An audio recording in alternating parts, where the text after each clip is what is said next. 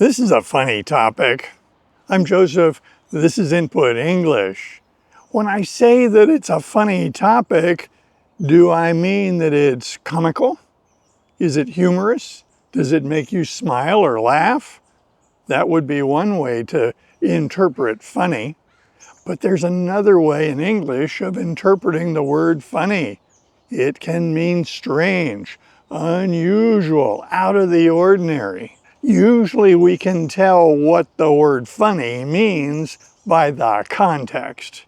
You look at the situation, you look at the other words and sentences in the conversation or the presentation, and it becomes clear whether it's funny as in humorous or funny as in strange.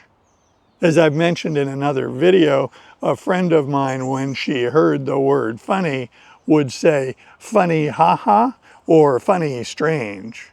So what is our funny topic for today? Well, it's about an animal, a fairly common animal, an animal that we all learned about in school, but a lot of the stuff that I learned in school, either I was taught things that were wrong, or I wasn't paying attention sufficiently to learn the correct information. And this is super common in North America. What is this mystery animal? Well, it's the opossum. I have a picture of an opossum for you. So let's talk a little bit about opossums. They are mammals. They are warm-blooded. They are omnivores. They eat everything.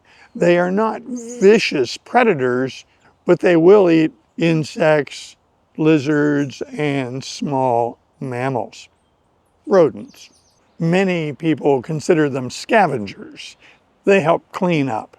One of the unusual things about opossums is that they are marsupials.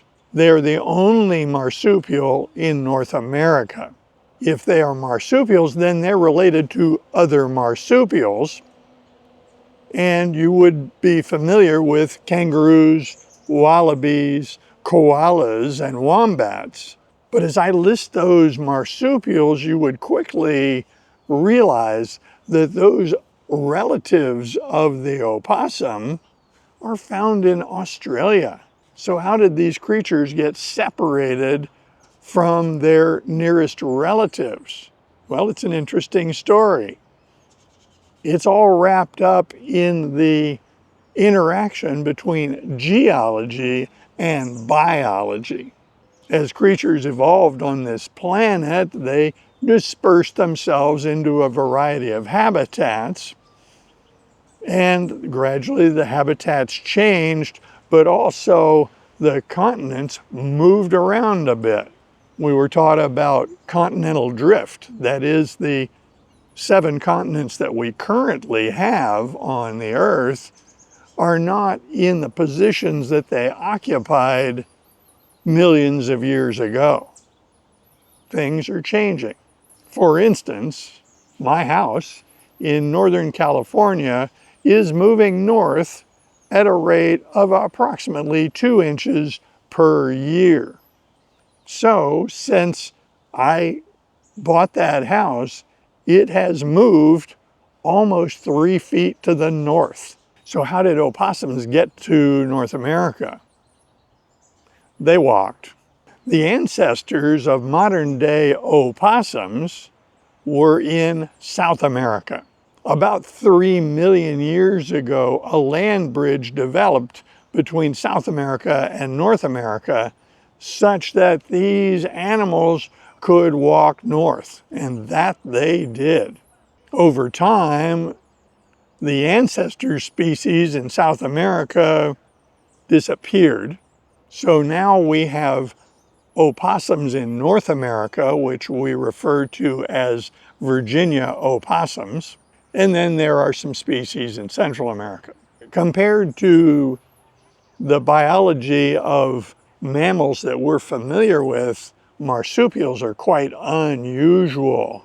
Their gestation is short, and the offspring are born in a very immature state, blind, incapable of taking care of themselves, and not protected by fur.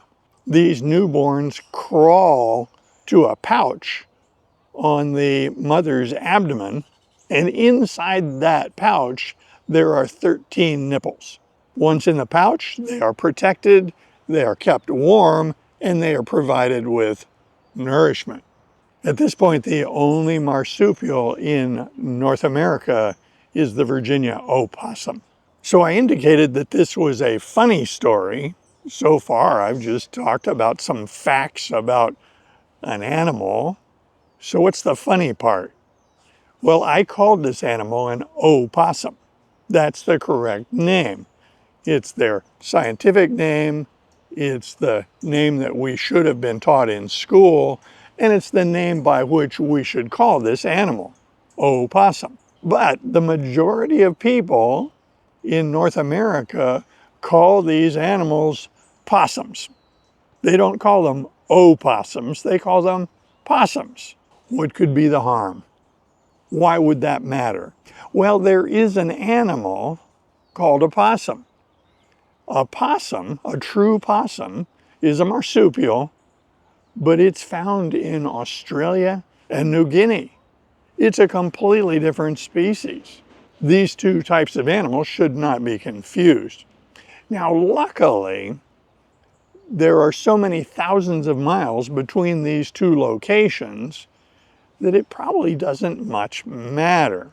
If someone is talking about a creature found in North America and they call it by a recognizable, although slightly incorrect name, everyone else will understand what they are talking about.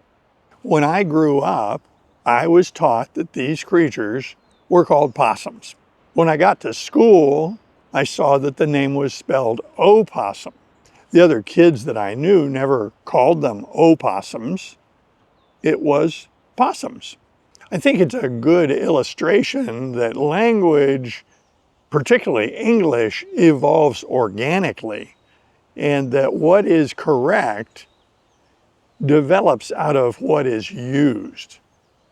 We don't have an oversight board telling us what has to be done in English. It's a free-for-all. We can express ourselves very freely when it comes to choosing words, phrases, expressions. There are some reasons that people in North America don't call opossums by their correct name. One is it's less efficient. Opossum is a longer word. It takes more effort to say it than just possum. It's an extra syllable. Frequently, languages develop toward efficiency. We say things that are more concise, more efficient to express the thought. So it would be natural that opossum could morph into possum. The next reason that people in North America might not want to call an opossum by its correct name is they might deem that it sounds pretentious. After all, they grew up calling them possums, and if they switch to opossum, it may sound pretentious. It may sound like they're trying to impress someone. Most of us don't want to be pretentious. There's another theory about opossums and their pronunciation, and that is some people seem to think that the O is silent. Now, this is not a crazy thought because English is full of words with silent letters and strange, unpredictable pronunciations. So as a native English speaker, it's not a crazy idea that the O in opossum could be deemed silent. It isn't, but we could assume that because it would fit in with other strange things we see in English. It appears that most people just don't know the difference. It appears that people learned that these creatures are called possums, and they're unaware that a true possum is found in Australia and New Guinea. For most people in the United States, A possum is a small animal that you sometimes see in the evenings. People don't particularly like possums. They're strange looking. They have beady little eyes. They have a pointed face that is reminiscent of a rat. They have a slick tail. The tail does not have a lot of fur on it, so it looks very smooth. The tail of an opossum is interesting because it is prehensile. That is, they can use it to grasp onto branches and objects. There are pictures of opossums hanging by their tail from a branch. That's a little misleading because that only works for a short period of time. The tail of an opossum is not strong enough to hold its weight for a long period of time, and it's only seen in very young opossums. Adults are so heavy that the tail is not strong enough to hold their weight hanging from a branch. Opossums do use that prehensile tail to grasp onto objects to carry them. When they're building a nest, they can use that tail to grab nesting material and haul it to the new den. Some people consider opossums to be dirty or dangerous. That's really not the case. People worry about them carrying rabies, but that's quite unusual. One of the strange things about opossums is they have a low body temperature. They are warm-blooded, but their body temperature tends to range in the 94 to 95 degree Fahrenheit. Human body temperature is typically around 98.6. Dogs typically have a body temperature of about 101, and cats typically about 100 degrees Fahrenheit. So compared to humans, dogs, and cats, opossums have a low body temperature. That has actually been suggested as being somewhat protective for them when it comes to rabies. Opossums have an interesting adaptive behavior that is talked about in the day-to-day. When they are challenged or threatened, they can develop tonic immobility. That is, they basically go into a trance. They look like they're dead. They don't move a muscle.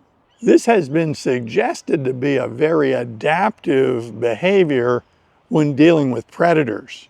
Most predators fight to immobilize a prey. And when the prey quits fighting, then the predator quits inflicting additional harm to the prey.